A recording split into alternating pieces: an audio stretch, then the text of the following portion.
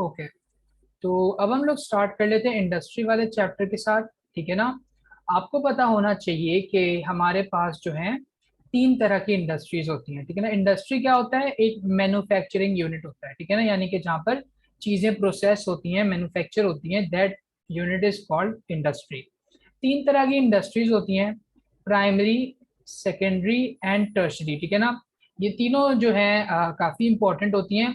Primary जो है हम पिछले चैप्टर्स में पढ़ते हुए आ रहे हैं। ठीक है ना, लाइक जैसे कि हमारे पास फिशिंग है, फॉरेस्ट्री है, एग्रीकल्चर है, ठीक है ना, माइनिंग है, क्वारिंग है, ये सारी की सारी प्राइमरी इंडस्ट्रीज हैं। ठीक है ना, यानी कि ये इन्वॉल्व होती हैं रॉ मटेरियल के साथ। ठीक है ना, यानी कि इनका रॉ मटेरियल को एक्सट्रैक्ट करना या माइन करना या प्रोड्यूस करना इनका काम है।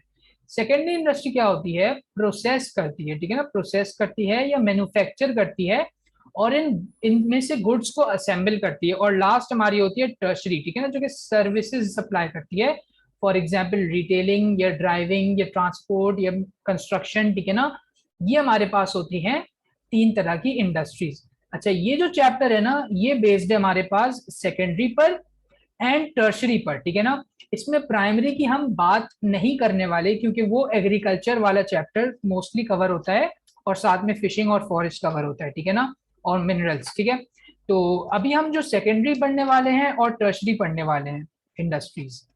अच्छा, मैं जरा बुक भी खोल लूं, ठीक है ना, क्योंकि ये बुक में अच्छा समझाया हुआ है। अच्छा,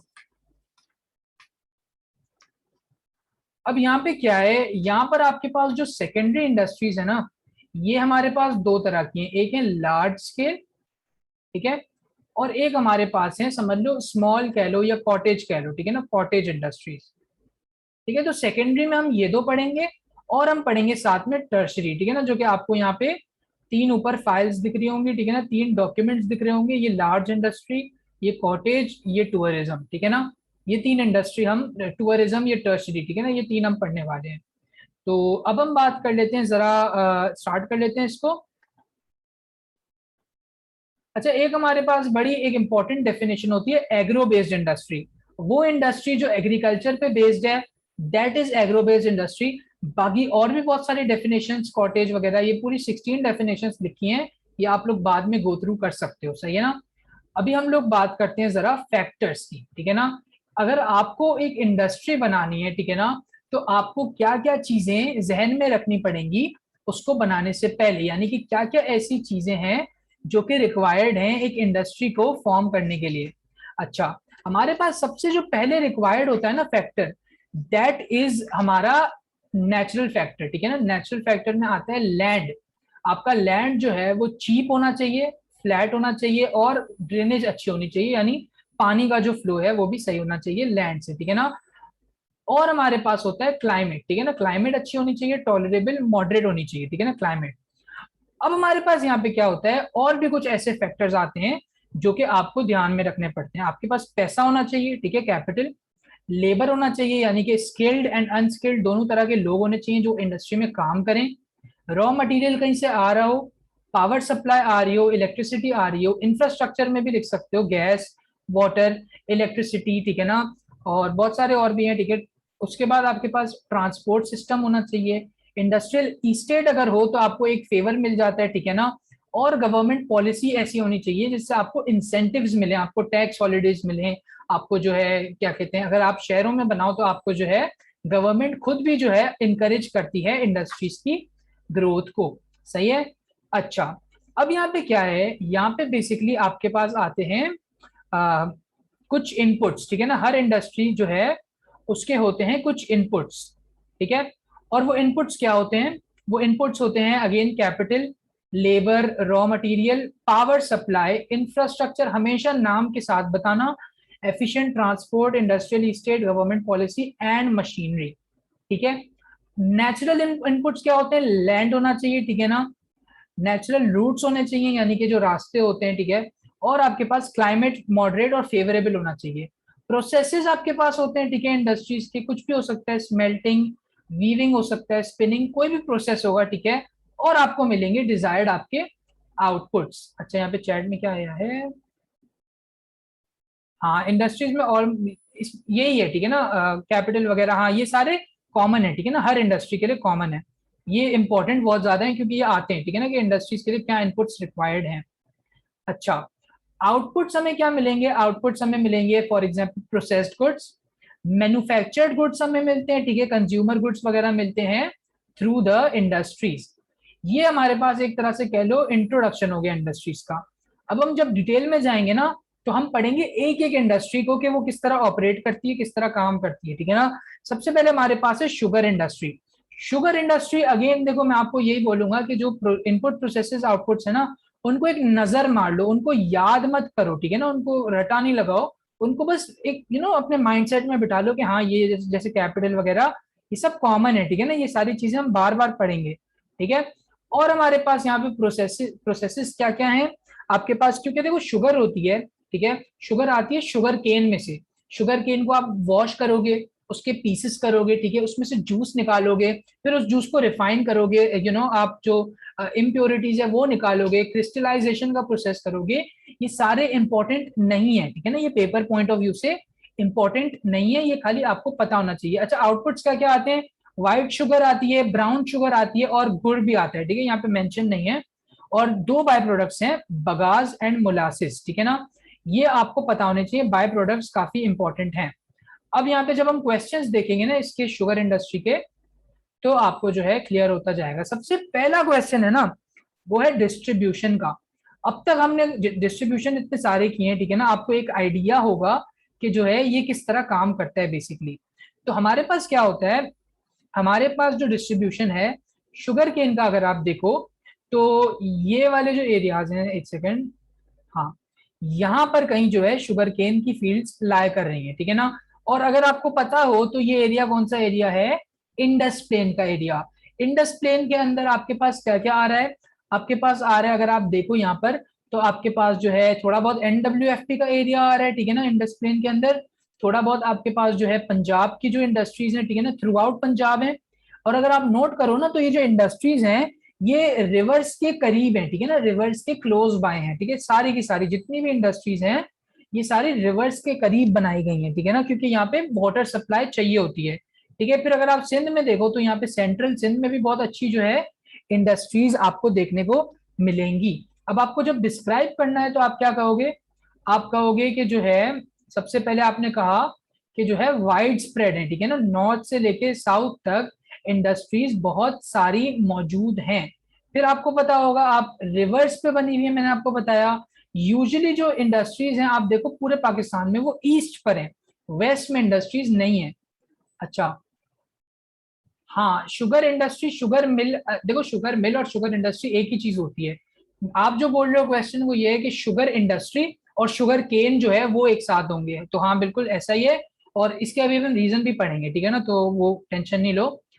अब हमारे पास यहाँ पे एक तो ये है कि नॉर्थ टू साउथ स्प्रेड है, रिवर्स के पास है। यूजुअली अगर आप देखो तो पाकिस्तान की ईस्टर्न साइड में है, ठीक है ना, तो आप देखो यहाँ पे ईस्ट में अपर इंडस प्लेन यानी पंजाब में मौजूद है, लोअर इंडस प्लेन यानी सिंध में मौजूद है, एनडब्ल्यूएफपी में कुछ कुछ है मैंने बताया। बलूचिस्तान और एक्सट्रीम नॉर्थ में नहीं है, यहाँ पे नहीं है बलूचिस्तान में। और यहाँ पे जो एक्सट्रीम नॉर्थ वाला ये एरिया है यहाँ पे भी मौजूद नहीं है, ठीक है ना, ये वाली इंडस्ट्रीज। तो ये भी आप मेंशन कर सकते हो कि यहाँ पे बिल्कुल भी है ही नहीं। ये आपको डिस्ट्रीब्यूशन में बहुत अच्छा होना पड़ेगा क्योंकि ये हर चैप्टर में आता है, ठीक है ना, आपको एरियाज याद होने चाहिए ताकि आप जो है डिफाइन कर पाओ कि कौन सा एरिया कहाँ पर है, ठीक है। अच्छा, एक बड़ा इंपॉर्टेंट क्वेश्चन है ये वाला, ठीक है, जो कि है why sugar mills are located near the areas of sugar cultivation. मतलब आपके पास जो शुगर केन है उसके करीब क्यों बनाए जाते हैं ये एरियाज, ठीक है ना। तो इसका जो सबसे बेसिक रीजन है वो ये है कि इनको आपको जल्दी क्रश करना पड़ता है, ठीक है ना, क्विकली, जल्द से जल्द क्रश करना पड़ता है विद इन 48 आवर्स। बिकॉज यहाँ पे होता क्या है, दो रीजन हैं। एक आपका जो है ना वेट कम होना शुरू हो जाता है शुगर केन का, और एक शुगर कंटेंट कम होना शुरू हो जाता है, ठीक है। और दूसरी जो तीसरे जो थर्ड पॉइंट है वो ये है कि ट्रांसपोर्टेशन की कॉस्ट भी बहुत ज्यादा होती है क्योंकि ये हैवी है, बल्कि है। यानी कि अगर एक जगह पे शुगर केन प्रोड्यूस हो रहा है तो उसके आसपास ही अगर आप इंडस्ट्री बना लो अपनी, तो वो ज्यादा बेहतर होगा, वहां पे ट्रांसपोर्टेशन के भी चार्जेस कम पड़ेंगे आपको, और शुगर केन जो है उसका जो वेट और जो कंटेंट है वो भी खत्म नहीं होगा। तो ये वाला क्वेश्चन याद रखना, ये आई बिलीव सबसे इंपॉर्टेंट क्वेश्चन यही है, ठीक है ना, शुगर केन में, पूरे शुगर केन में। अच्छा, आई मीन शुगर इंडस्ट्री में, ठीक है ना। अच्छा, यहाँ पे और भी प्रोसेसेस हैं, ठीक है ना। आपके पास एक आता है क्वेश्चन के शुगर के साथ क्या क्या प्रोसेसेस होते हैं, ठीक है। आपको पता होना चाहिए कि कट किया जाता है शुगर केन को, उसको ट्रांसपोर्ट किया जाता है, ठीक है, उसको जो है चॉक के साथ स्क्रब किया जाता है, वॉश किया जाता है, और क्रश करके उसका जूस निकाला जाता है, ठीक है ना, शुगर केन का। इसमें कोई ज्यादा मुश्किल बात नहीं है, ठीक है ना। बेसिक प्रोसेस है कि आपने एक एग्रीकल्चर से उठाया, उसको कट किया, उसको ट्रांसपोर्ट किया, डर्ट हटाई, ठीक है ना, क्लीन क्लीन किया उसको, और क्रश कर दिया, जूस निकाल दिया। तो इसमें ज्यादा मुश्किल नहीं है, ठीक है ना, ये वाला। अच्छा, अब आपके पास क्या है, और भी बहुत सारे, देखो इसमें क्वेश्चन है ना, उनकी कमी है ही नहीं, ठीक है। आप पढ़ने जाओगे, आपके पास बहुत सारे क्वेश्चन आएंगे पास पेपर में। तो कोशिश करो जो है इंपॉर्टेंट वाले हैं वो याद कर लो। अब एक और ये वाला इंपॉर्टेंट है, बगास एंड मोलासिस। बगास क्या होता है आपके पास होता है बाय प्रोडक्ट्स, ठीक है ना, ये दोनों। बगास की यूज क्या होती है, पेपर में यूज होता है, चिपबोर्ड में यूज होता है, बास्केट्स, एनिमल फीड और फ्यूल में, ठीक है ना। ये होता है बेसिकली जो छिलका होता है ना, ठीक है, जो पील होता है शुगर केन का, ये वो होता है, ठीक है। और ये आपको पता है, शुगर इंडस्ट्री होती है, उसकी जो पावर सप्लाई होती है ना, कभी कभी उसमें भी बेगास को यूज कर लेते हैं। ये तो यहाँ पे क्या है चैट, ये तो इम्पोर्टेंट है, पेपर में आया था। हाँ, ये आता है पेपर में, ठीक है ना, ये सारे इंपॉर्टेंट वाले बता रहा हूँ। बाकी सवाल आप लोग बाद में गो थ्रू कर सकते हो, ठीक है ना। ये एक छिलका होता है, ठीक है ना, बगास। मोलेसिस जो होता है ना, ये एक तरह का लिक्विड काइंड ऑफ चीज होती है, ठीक है ना। लाइक आप कह लो, हाँ, एक तरह से जो है ना लिक्विड होती है, जो एक वो होता है ना, काइंड ऑफ एक पेस्ट होता है, ठीक है ना, एक पेस्ट होता है, ये होता है मोलेसिस, ठीक है ना। और ये एनिमल फीड आपके पास रबड़ में यूज होता है, पैकेजिंग, क्या ये बहुत इंपॉर्टेंट है, केमिकल इंडस्ट्री। एंड ये एसिड एसिड के तौर पे, ठीक है ना, और एल्कोहल फ्यूल में भी यूज होता है। आपको पता है बगास जो होता है ना, शुगर मिल की जो फ्यूल की रिक्वायरमेंट होती है ना, वो खाली बगास से ही पूरी फुलफिल हो जाती है। मतलब उनको कोई खर्चा भी नहीं करना पड़ता फ्यूल पे, क्योंकि बगास उनको फ्यूल प्रोवाइड कर देता है, ठीक है। अच्छा, यहां तक मुझे बताओ, किसी को कोई क्वेश्चन है तो पूछ लो, ठीक है, नहीं तो हम कंटिन्यू करें। अब मुझे लगा था ये जल्दी हो जाएगा, बट ये थोड़ा सा डिटेल चैप्टर है, ठीक है। हम एटलीस्ट लार्ज इंडस्ट्रीज तो कर ही लेते हैं, ठीक है ना, ताकि जो है एक फाउंडेशन हो जाए, ठीक है ना, चैप्टर की। सही है, किसी को कोई क्वेश्चन है, कुछ पूछना है तो पूछ लो जल्दी से, नहीं तो हम आगे कंटिन्यू करें। सबको समझ आ गया?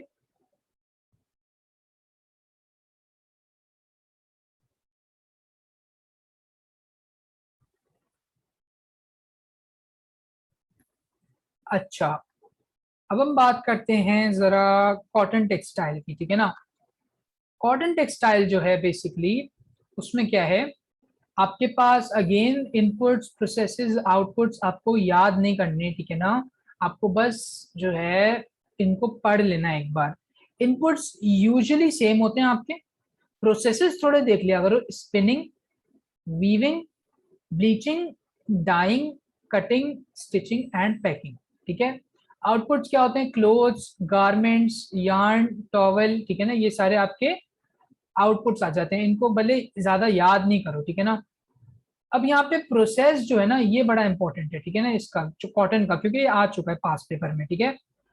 गिनिंग क्या होता है, गिनिंग मतलब आप जो जो कॉटन होता है ना, ठीक है, जो आपके पास एक क्रॉप आता है, ठीक है ना, क्रॉप कॉटन का आता है एग्रीकल्चर के थ्रू, उसमें से आप जो है क्या कहते हैं, कॉटन जो सीड होता है ना, उसको आप अलग कर लेते हो लिंट में से। लिंट जो होता है ना, वो बेसिकली कॉटन का एक बाय प्रोडक्ट होता है, ठीक है ना, यानी कि वो बच जाता है, और जो आपके पास बाकी कॉटन होता है उसको फिर आप आगे जाके यूज करते हो। यानी कि आप एक तरह से कॉटन को जो है ना, थोड़ा जो वेस्ट प्रोडक्ट है वो इसमें से रिमूव कर रहे हो। फिर स्पिनिंग होता है, स्पिन करते हो, ठीक है ना, उस कॉटन को, और आप क्या कहते हैं, यार्न बनाते हो, ठीक है ना। आप अगर क्या कहते हैं, कॉटन में से अगर कॉटन यार्न बनाते हो, उस प्रोसेस को कहते हैं स्पिनिंग। और वीविंग क्या होता है, वीविंग का मतलब होता है कि आपके पास अगर यार्न्स को जो है मिलाकर क्लोथ बनाओगे तो उसको आप कहोगे वीविंग। यानी कि एक जो धागा होता है ना, यार्न मतलब, यहाँ पे क्या लिखा है, isn't the lint the white cotton itself? I don't know, हो सकता है, बट बेसिकली यहाँ पे क्या होता है कि आप जो वेस्ट प्रोडक्ट है उसको रिमूव कर रहे हो, तो सही है। अच्छा, तो सबसे पहले आपके पास आएगा कॉटन, ठीक है, डायरेक्ट। उसमें से आप बनाओगे यार्न, ठीक है। और जब यार्न्स को आप लाइक जो धागा होता है ना वो होता है यार्न, और जब आप ज्यादा यार्न्स को यू धागे मिला के, ठीक है ना, हॉरिजॉन्टली वर्टिकली उनको मिलाते हो और आपके पास बन जाता है क्लोथ, ठीक है ना, पूरा का पूरा क्लोथ, उसको हम कहते हैं वीविंग। ठीक है, ये 3 प्रोसेसेस हैं, इनको याद रख लो। हाँ, ये कॉटन का प्रोसेस है बिल्कुल, ठीक है। अगेन देखो, डिस्ट्रीब्यूशन के क्वेश्चंस आते हैं, ठीक है ना, मैं आपको बार बार बता रहा हूँ, डिस्ट्रीब्यूशन को अपनी एक कह लो प्रायोरिटी बनाओ, ठीक है ना, क्योंकि बहुत लोग डिस्ट्रीब्यूशन में मैप देखकर ही डर जाते हैं, ठीक है ना, आधे से ज्यादा लोग। तो कोशिश करो मैप्स के साथ थोड़ा कंफर्टेबल हो जाओ, और जो एरियाज हैं उनको थोड़ा याद रखो। अब यहाँ पे क्या है, यहाँ पे देखो आप अगेन, ये क्या है, एक दफा रिपीट, कॉटन के 3 प्रोसेसेस होते हैं। गिनिंग का मतलब कि जो आपका जो वेस्ट प्रोडक्ट होता है, ठीक है, उसको कॉटन में से रिमूव करके बाय प्रोडक्ट को, जो प्योर कॉटन है उसको आप ले आते हो। फिर उसके बाद आपके पास होता है क्या कहते हैं, स्टिचिंग, ठीक है ना, आई बिलीव, नहीं यार स्टिचिंग नहीं था, स्पिनिंग, सॉरी स्पिनिंग। स्पिनिंग में बेसिकली क्या होता है, आपके पास कॉटन में से यार्न बनाते हो, ठीक है ना, धागा बनाते हो, और जब आप इन धागों को एक साथ मिला के एक कपड़ा बनाते हो, दैट इज कॉल्ड वीविंग, ठीक है ना। ये 3 प्रोसेसेस हैं। अच्छा, अब हमारे पास क्या है, हमारे पास सबसे पहले अगर आप नोट करो, तो ये अगेन सेम देखो, शुगर इंडस्ट्री की तरह ये इंडस प्लेन में लाया कर रहा है, लेकिन आप इंडस प्लेन नहीं लिख कर आना आंसर में, आप लिखो अपने जो पॉइंट्स बढ़ाओ, ठीक है ना, आप लिखो पंजाब प्लेन में, आप लिखो कि जो है सिंध प्लेन में, ठीक है ना, सिंध के नॉर्थ में एंड साउथ में है, ठीक है। आप देखो एनडब्ल्यूएफपी में कुछ कुछ इंडस्ट्रीज हैं, मैं जरा क्लियर करूं, ये देखो एनडब्ल्यूएफपी में कुछ कुछ आ रही है, ठीक है ना। और आपको यहाँ पे क्या करना है, ठीक है ना, इस तरह बताना है। फिर आप देखो रिवर्स के आसपास ये पूरा इंडस का सिस्टम है, और इसी के आसपास जो है सब कुछ चल रहा है, ठीक है ना, ये सारी की सारी रिवर्स के करीब हैं इंडस्ट्रीज। हाँ, ये एरियाज आपको देखो इतने ज्यादा इंपॉर्टेंट नहीं है, बट आप थोड़े बहुत याद करो, देखो इतना मुश्किल भी नहीं है। पंजाब सिंध ही है, ठीक है ना, ज्यादातर पंजाब और सिंध है इंडस्ट्रीज के लिए, ठीक है। और एनडब्ल्यूएफपी में भी एक आध होती है, ठीक है। अच्छा, ये एरियाज का मैप दिया जाएगा, अगर डिस्ट्रीब्यूशन का सवाल आएगा तो मैप गिवन होगा, ठीक है। फिर हमारे पास क्या कहते हैं, मैंने आपको बताया, ठीक है, नॉर्थ बलूचिस्तान में भी एक आपको दिख रही है, ठीक है, क्वेटा में, ठीक है। आप देख सकते हो एनडब्ल्यूएफपी में दिख रही है, और यहाँ पे एग्जांपल्स भी दे सकते हो, पिशावर, नौशेरा, ठीक है ना। आपको जो पंजाब प्लेन है, ठीक है, उसमें बहुत सारी बेतहाशा एग्जांपल्स हैं। मुल्तान ले लो आप, क्या कहते हैं, कुछ भी ले लो, ठीक है ना, आप फैसलाबाद ले लो या इस तरह, ठीक है, यहाँ पर है। और आपके पास आई बिलीव फैसलाबाद ज्यादा सही रहेगा, ठीक है। और आपके पास सिंध में देख लो तो यहाँ पे कराची भी है, आपके पास हैदराबाद भी है, ठीक है ना। ये सारी एग्जांपल्स आप दे सकते हो। यहाँ पे चैट में क्या है, हाँ, रिवर के करीब इसलिए बिकॉज वाटर सप्लाई चाहिए होती है, कॉटन वगैरह और बाकी चीजों को वॉश करना पड़ता है, क्लीन करना पड़ता है, ठीक है ना। और भी प्रोसेसेस होते हैं जिसमें वाटर चाहिए होता है, ठीक है, इसलिए। अच्छा, फिर हम बात करें जरा, अगर तो एक क्वेश्चन आया है बहुत इंपॉर्टेंट, वो मैं आपको बता दूं।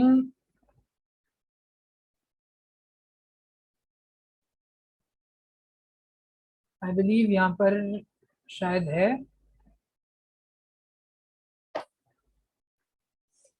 um, हाँ, ये वाला एक बड़ा वो है क्वेश्चन, ठीक है ना। यहाँ पे क्या लिखा है, यहाँ पे लिखा है कि आपके पास जो है स्टडी करना है, ठीक है ना, इस फिगर को, सही है। और इस फिगर में आपको कुछ चीजें दी हैं, jobs, skills, technology, infrastructure, competition and trade, ठीक है। इसको आपको स्टडी करके, अब यहाँ पे आपको बताना है कि जो है कॉटन एंड टेक्सटाइल इंडस्ट्री में ग्रोथ कम हो रही है। अब आपको रेफर करके बताना है advantages and disadvantages of increasing cotton textile production, ठीक है ना। सबसे पहले देखो जॉब्स, आपको पता होना चाहिए कि कोई भी इंडस्ट्री इंक्रीज करोगे, जॉब्स बढ़ जाएंगी, अनएम्प्लॉयमेंट कम हो जाएगी, इनकम बढ़ जाएगी, और फॉर्मल सेक्टर में एम्प्लॉयमेंट बढ़ जाएगी।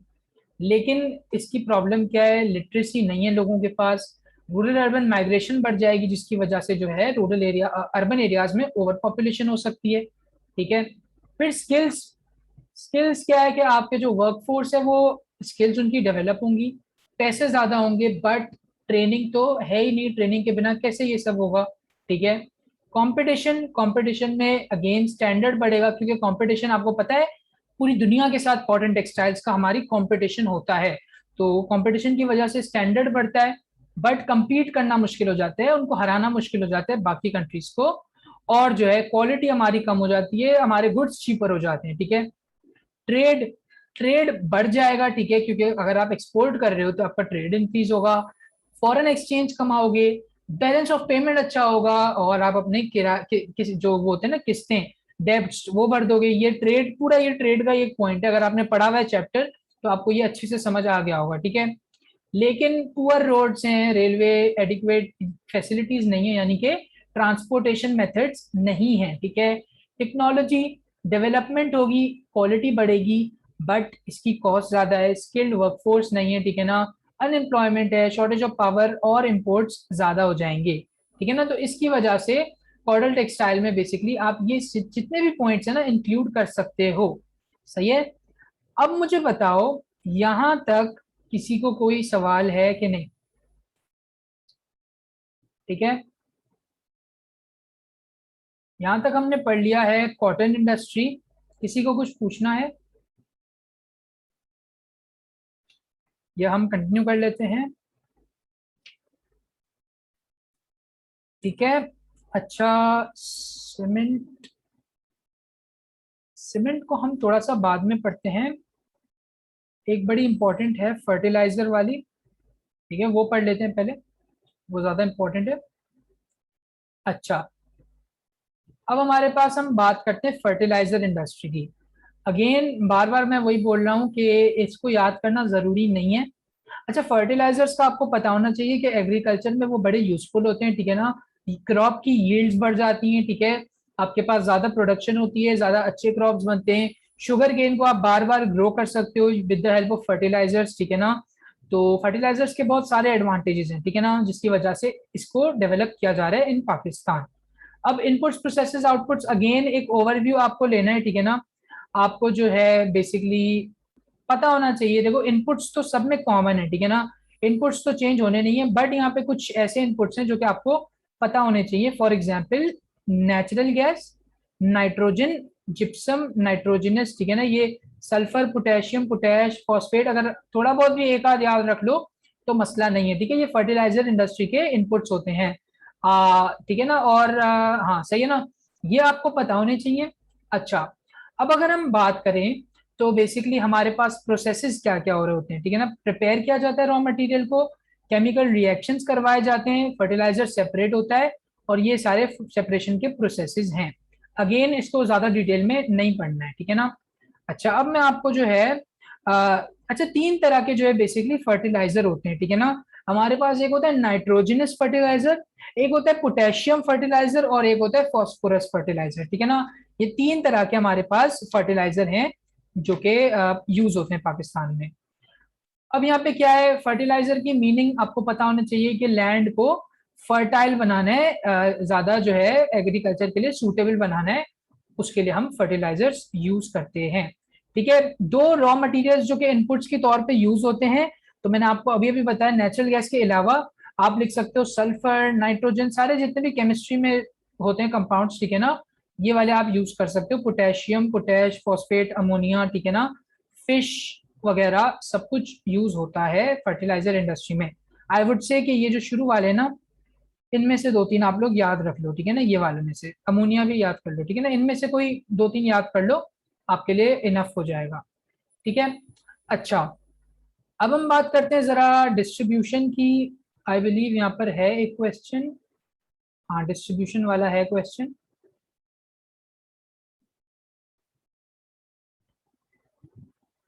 अगेन ये जो डिस्ट्रीब्यूशन हैं ये बहुत आते हैं। अच्छा, फर्टिलाइजर इंडस्ट्रीज पाकिस्तान में कम है, ठीक है ना, पाकिस्तान मोस्टली फर्टिलाइजर्स को इंपोर्ट करता है रादर देन बनाने के, ठीक है ना। तो आप यहाँ पे देख सकते हो बहुत आसान है इसका डिस्ट्रीब्यूशन, ठीक है ना, है इतने कम कि आप आराम से लिख सकते हो। देखो एक जो है NWFP में हमें नजर आ रही है, ठीक है, हमें पंजाब में नजर आ रही है, ठीक है ना, ये इंडस्ट्रीज, और हमें जो है अपर सिंध और ये लोअर पंजाब में भी एक नजर आ रही है, ठीक है ना। और आप देख सकते हो सारी की सारी जो है रिवर्स के करीब है, ठीक है ना। ये सारी जितनी भी हैं, ये देखो रिवर जा रही है, ये सारी की सारी जितनी भी हैं सब की सब रिवर्स के आसपास ही हैं और ईस्ट वाले एरिया में, ठीक है ना, वेस्ट में नहीं है, बलूचिस्तान में नहीं है, नॉर्थ ईस्टर्न एरियाज में नहीं है, ठीक है ना। तो ये वही वाली बातें हैं जो कि आपको डिस्ट्रीब्यूशन में लिखनी है, और ये सबका तकरीबन सेम है डिस्ट्रीब्यूशन, ठीक है ना। अच्छा, ये ग्राफ्स वाले क्वेश्चन आते हैं, आपको जो है ग्राफ्स को इंटरप्रेट करना पड़ता है, ठीक है ना। तो ये आप लोग गो थ्रू कर सकते हो, अभी इतना ज्यादा टाइम नहीं है कि हम एक एक क्वेश्चन कंप्लीट करें, ठीक है। अच्छा, अब हम बात कर लेते हैं जरा आयरन एंड स्टील, सही है। आई बिलीव यहाँ तक सबको समझ आ चुका होगा।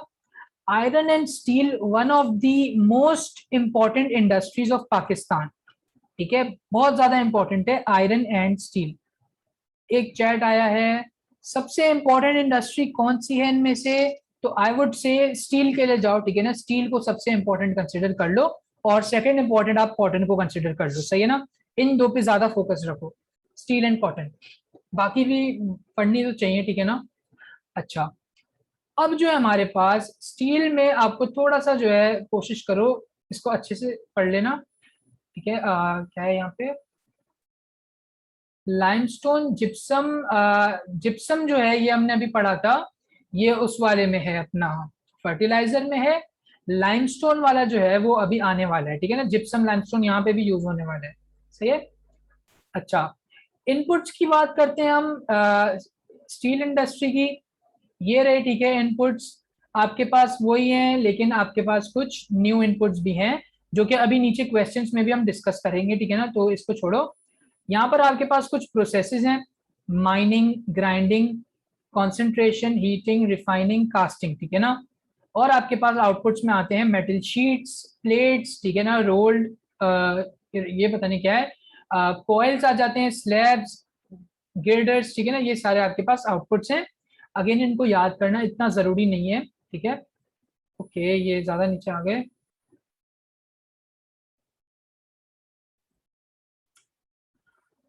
अच्छा,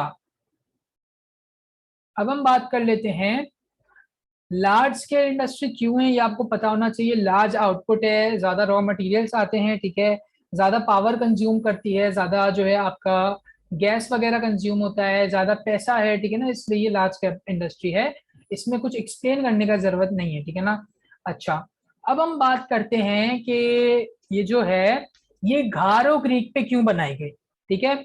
अभी ये घारो क्रीक वाली चीज नीचे मैप भी दिया हुआ है, ठीक है ना, और ये पहले भी हम पेपर्स में आ चुका है, ठीक है। तो यहाँ पे बेसिकली क्या है, आपका जो जो लोकेशन है ना वो है गारो क्रीक, ठीक है ना।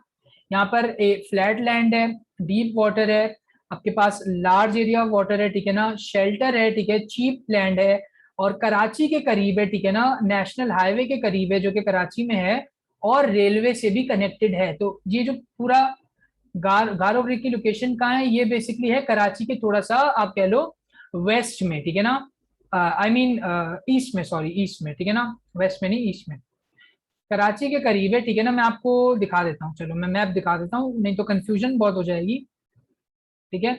ये है भाई आपका स्टील मिल्स का पूरा मैप, ठीक है, इसको मैं थोड़ा सा जूम आउट कर लूँ, ठीक है। अच्छा, यहाँ पर क्या है देखो, अब आप अगर देखो तो ये रही घारो क्रीक, ठीक है, ये है पानी की सप्लाई, ठीक है ना, पानी यहाँ से आ रहा है, ठीक है, ये पूरा पानी है, ठीक है, ये सारा पानी है। अच्छा, आपके पास जो पाकिस्तान स्टील मिल है जिसकी हम बात कर रहे हैं, ठीक है ना, वो है यहाँ पर, ठीक है। और अच्छा, एक सेकेंड, पाकिस्तान स्टील मिल है यहाँ पर, ठीक है। अब आप देखो तो यहाँ पर है रॉ मटेरियल्स, स्टील मिल के साथ रॉ मटेरियल्स है, ठीक है।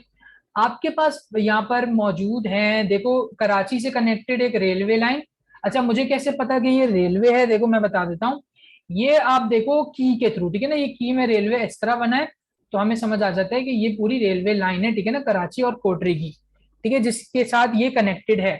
तो ये रेलवे आपको नजर आ रहा है, ठीक है, मेन रोड नजर आ रहा है आपको। साइट फॉर टाउनशिप मतलब क्या है, यहाँ पे वर्कर्स अवेलेबल है, ठीक है ना, स्किल्ड लेबर यहाँ से बुलाया जा सकता है, स्किल्ड एंड अनस्किल्ड दोनों, ठीक है।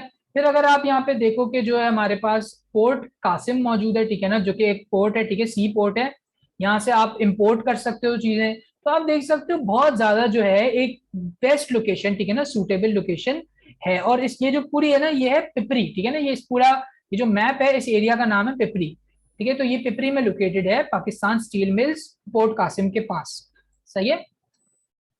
अच्छा, ये बड़ा इंपॉर्टेंट है, इसको बोलना नहीं है आपको, ठीक है ना, ये एग्जाम पॉइंट ऑफ व्यू से बहुत इंपॉर्टेंट है। ठीक है। अच्छा, और अगर मैं आपको बताऊं तो इसमें जो है, एक मिनट। अच्छा, अगेन देखो इंपोर्ट्स आ सकते हैं, आप बता दो, आयरन और कोल, लाइमस्टोन, मैग्नीज, क्रोमाइट, ठीक है ना, इंपोर्ट्स आ सकते हैं। फिर ये पूछते हैं गारो क्रीक के पास क्यों बनाई गई, वो भी आप लिख सकते हो, ठीक है। और बहुत सारे रॉ मटेरियल्स इंपोर्ट क्यों किए जाते हैं, बिकॉज पाकिस्तान के पास जो माइनिंग के प्रॉब्लम्स हैं, ठीक है ना, पाकिस्तान में आप माइन नहीं कर सकते बिकॉज ऑफ मशीनरी, लेबर वगैरह सारे प्रॉब्लम्स की वजह से। कोल की क्वालिटी बड़ी कम है, ठीक है ना, डेवलपमेंट नहीं है रिसोर्सेज की, ये सारे पाकिस्तान में प्रॉब्लम्स हैं।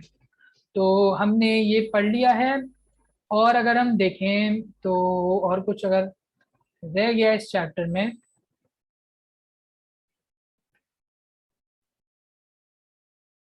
ये सारी जो है इंडस्ट्रीज के नाम है, ठीक है ना। तो अच्छा, कॉटेज जो है ना, देखो अभी यार टाइम खत्म होने वाला है, हमने पहले ही बहुत टाइम लगा लिया है, तो कॉटेज यार आज नहीं कर सकते, बट हमने लार्ज स्केल वाली सारी कर ली है। सीमेंट जो है वो मैं अभी करवा देता हूँ, ठीक है। सीमेंट हमने स्किप की थी, आई बिलीव यहाँ पर, हाँ ठीक है ना। सीमेंट इंडस्ट्री है, ठीक है, सीमेंट इंडस्ट्री कंस्ट्रक्शन में बाद में यूज होता है ये सीमेंट, ठीक है ना। और फॉर्मल, अच्छा हाँ, ये मैं एक्सप्लेन कर देता हूँ, चलो ऐसा करो, मैं आपको फॉर्मल इनफॉर्मल समझा देता हूँ, ठीक है ना। एक सेकंड देना मुझे।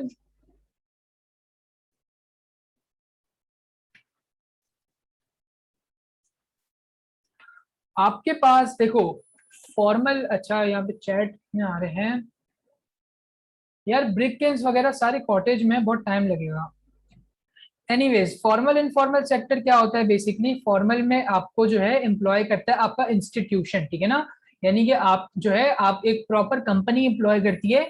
इनफॉर्मल में आप सेल्फ एम्प्लॉयड होते हो, आप खुद को एम्प्लॉय करते हो, ठीक है ना, आप खुद पैसे कमाते हो, मैंने डेफिनेशन इसकी बताई थी। फिर फॉर्मल में क्या होता है यहाँ पे कि आपकी जो वेजेस होती हैं, आपकी जो पैसे मिलते हैं आपको मंथली, वो फिक्स्ड होते हैं, ठीक है, आपका टाइमिंग्स फिक्स्ड होता है, आपके पास जो है सारी चीजें फिक्स होती हैं, एकदम प्रॉपर शेड्यूल फॉलो होता है। लेकिन इनफॉर्मल में कुछ भी फिक्स नहीं होता, जब मन किया बुला लिया, जब मन के इतने पैसे दे दिए, इतने कम दिए, ठीक है, तो वो डिपेंड करता है। फिर आपके पास फॉर्मल में आप ऑफिस में काम करते हो, इनफॉर्मल में आप घरों में काम करते हो। फॉर्मल में मर्द जो मेल्स होते हैं वो ज्यादा होते हैं, इनफॉर्मल में फीमेल होती हैं, चिल्ड्रन ज्यादा होते हैं। फॉर्मल जो है वो रजिस्टर्ड होते हैं, वो टैक्स भरते हैं, ठीक है ना, गवर्नमेंट को पैसे देते हैं। इनफॉर्मल नहीं भरते टैक्स, ठीक है, वो रजिस्टर्ड नहीं होते। फॉर्मल की जो क्वालिटी होती है, स्टैंडर्ड होता है, वो अच्छा होता है। इनफॉर्मल में क्वालिटी के कभी कभी मसले भी हो जाते हैं, ठीक है ना। ये हमारे पास फॉर्मल इनफॉर्मल में डिफरेंस है, ठीक है। ये हो गया। ब्रिक केल्स इंडस्ट्री, अभी टाइम तो यार कम है बड़ा। हाँ, फिक्स्ड वेजेस मैंने वही बताया कि पैसे फिक्स्ड होते हैं, ठीक है ना, उनकी जो अर्निंग होती है, ठीक है, वो फिक्स्ड होती है, सैलरी। अच्छा, ये हो गया। और हम बात कर रहे थे सीमेंट की। सीमेंट अगेन यहाँ पे सारे जो है आपका सिस्टम पूरा दिया हुआ है, ठीक है, सीमेंट इंडस्ट्री का। हाँ, बाद में अब पता नहीं, देखेंगे, चलो अगर हो सका तो हम एक और भी क्लास शायद रख लें। बट अभी आप पता होगा आप लोगों को, ठीक है ना, अभी सिर्फ 20 डेज बाकी हैं एग्जाम्स में, कैम्ब्रिज के। और 20 डेज के बाद हमें जो है अपेयर होना है, ठीक है, 4 अक्टूबर से। क्लास 11 वालों को, ठीक है, 10 वालों के पास तो अभी टाइम है, 11 वालों को अपेयर होना है और पेपर देने हैं। तो अब पता नहीं, देखते हैं, अगर मेरे लिए पॉसिबल होगा तो मैं क्लासेस और भी शायद रख लूँ एक आध, ठीक है। और अभी जो है क्लास एंड होने वाली है, तकरीबन 3-4 मिनट बाकी हैं। किसी को कोई क्वेश्चन है पूछ लो फाइनली, ठीक है ना। अब तक जितना भी हमने आज पढ़ा, ठीक है, कोई भी किसी को क्वेश्चन हो तो आप लोग पूछ सकते हो, नहीं तो हम इस क्लास को भी एंड कर लेते हैं। हिस्ट्री कंप्लीट हो गया। हिस्ट्री में हमारा इंटरनेशनल रिलेशंस रहता है। बाकी हमने नवाज शरीफ और बेनजीर भी रहता है, हाँ ये रहते हैं, 15-16 चैप्टर रहता है। ठीक है, वो फिर हम आई बिलीव संडे को करेंगे, ठीक है, हिस्ट्री सैटरडे या संडे को, वीकेंड पे, ठीक है ना, क्योंकि वीकेंड पे मेजोरिटी लोग ज्वाइन भी कर लेते हैं क्लास को, सही है ना। अच्छा, सही है, यहाँ तक किसी को कुछ भी पूछना है, सबको क्लियर है, समझ आ गया, मुझे बता दो। ठीक है, तो फिर हम लोग क्लास को फाइनली एंड कर लें। क्लियर है, अच्छा, सही है, बाकी लोग भी अपना फीडबैक दे दो और फिर क्लास बस टाइम होने वाला है, ठीक है। क्लियर है। आ, हाँ, कोई प्रॉब्लम हो तो बाद में पूछ लेना, ठीक है। सही है, अभी इसको हम एंड कर लेते हैं, और जो फिर नेक्स्ट सेशन होगा वो प्रोबेबली अभी वीकेंड पे होगा, ठीक है ना। क्लियर है, सही है, यू आर वेलकम। अच्छा, इसको एंड करेंगे। हम्म, ओके, हाँ।